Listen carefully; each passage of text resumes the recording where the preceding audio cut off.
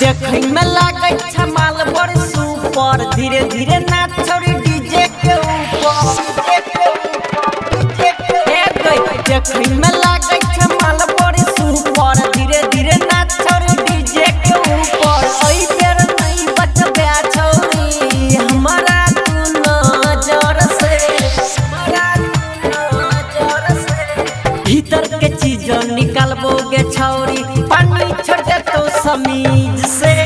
भीतर के चीज निकालबोगे छौरी पानी छोड़े तो समीज से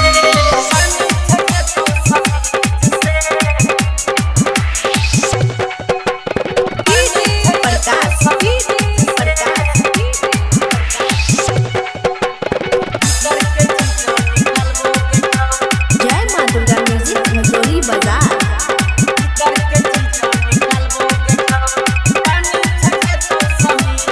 के लोलियो साटा गे तूने तोरा घाटा गे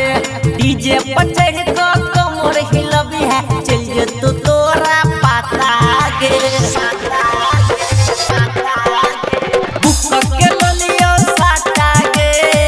तूने तोरा घाटा गे डीजे पर चढ़ को कमर हिलबी है चल जे तो तोरा पाता गे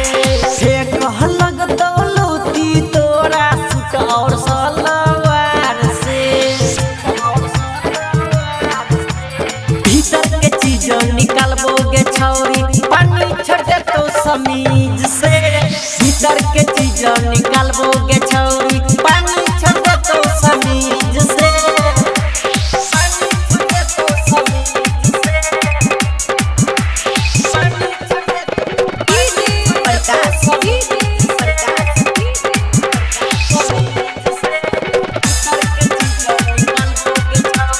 जय मां दुर्गा म्यूजिक मजोरी बाजार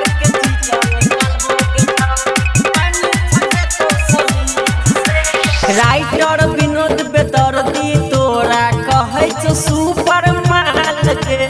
तोरे ले सजा के रखने छौ ई पंडाल के राइटर विनोद बेदर्दी तोरा कहै छ सुपर माल गे तोरे ले सजा के ई रखने छौ पंडाल के साहू प्रकाश से हटे के रही है जइहा नहीं कोनो भूल से भीतर के चीज निकालबोगे छौरी पानी छोड़े तो समीज से भीतर के चीज निकालबोगे छौरी पानी छोड़े तो समीज से देखै में लागै छ माला